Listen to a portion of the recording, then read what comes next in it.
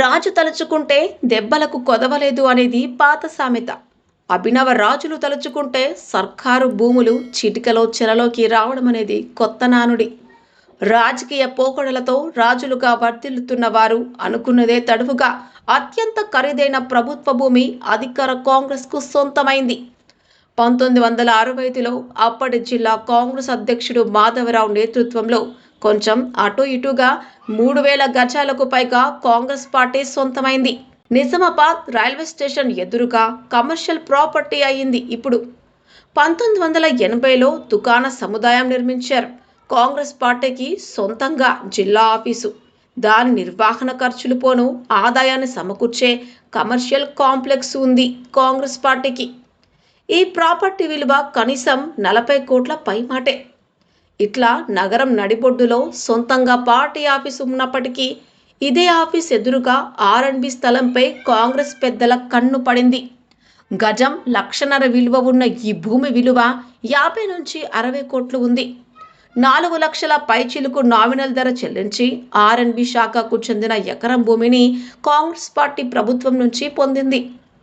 PCC chief Mahesh Kumar Goud, ప్రభుత్వ సలహాదారులు సుదర్శన్ రెడ్డి, షబ్బీర్ అలీ జట్టుకట్టి ఆగ మేఘాల మీద ప్రభుత్వ భూమిని కాంగ్రెస్ పార్టీకి కట్టబెట్టించారు. ఆల్రెడీ సొంత స్థలంలో పక్కా భవనం ఉన్నప్పటికీ దీనికి ఎదురుగానే ఉన్న ప్రభుత్వ భూమిని స్వాధీనం చేసుకుంది అధికార పార్టీ. బీఆర్ఎస్ ఏం తక్కువ కాదు. బీఆర్ఎస్ పార్టీ అధికారంలో ఉన్నప్పుడు ఎల్లమ్మగుట్టాలో ఇరిగేషన్ శాఖకు చెందిన 3000 గజాలకు టెండర్ పెట్టింది. 30 కోట్ల విలువైన ప్రభుత్వ భూమిని 5 లక్షల లోపే నామినల్ రేటు చెల్లించి పార్టీ ఆఫీస్కు సొంతం చేసుకుంది. ఇప్పుడు ఆ స్థలంలో అధునాతన కార్యాలయ సముదాయం ఉంది.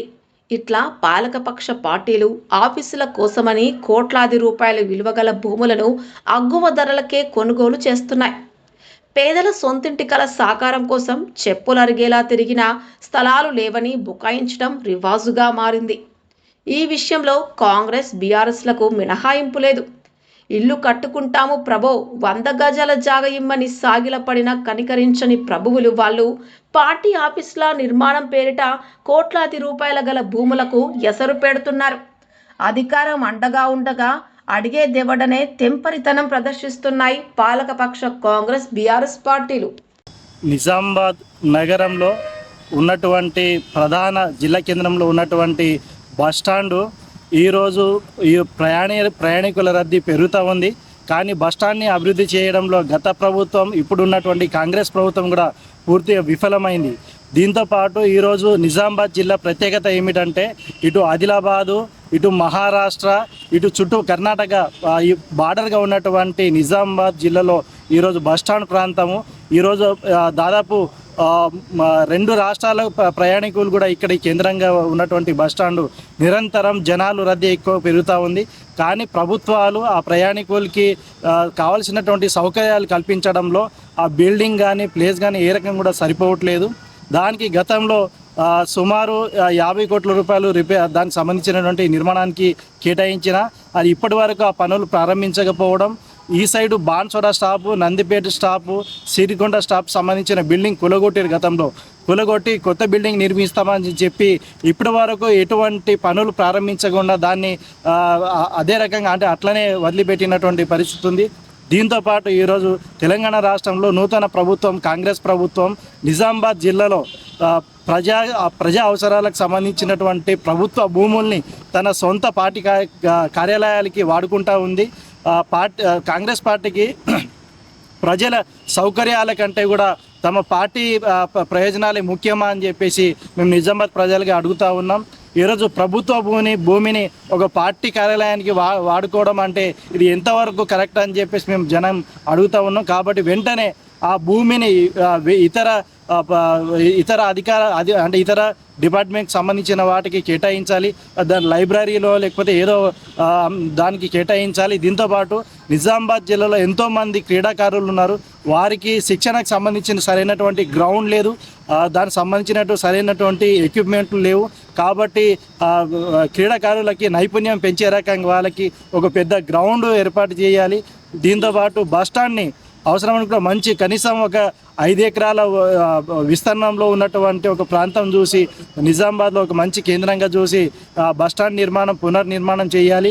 దీంతోపాటు కాంగ్రెస్ పార్టీకి ఇప్పటికీ ఇంకోసారి హెచ్చరించేది ఏంటంటే ఇటువంటి ప్రభుత్వ భూముల్ని తమ సొంత పార్టీ కార్యక్రమాలకి వాడుకోవడం ఇది చాలా దుర్మార్గం అని చెప్పేసి మేము కాంగ్రెస్ ప్రభుత్వాన్ని హెచ్చరిస్తా ఉన్నాం. బస్టాండు సరిగా లేకుండా ఇబ్బంది పడుతున్న ప్రజల్ని గుర్తుపెట్టుకున్న టీఆర్ఎస్ గవర్నమెంటు గత ప్రభుత్వము సర్వే చేసి ఇక్కడ బస్టాండ్ కట్టాలని చెప్పింది ఆర్ఎంబీ గెస్ట్ హౌస్ ఇక్కడ రైల్వే స్టేషన్ పక్కపంటి.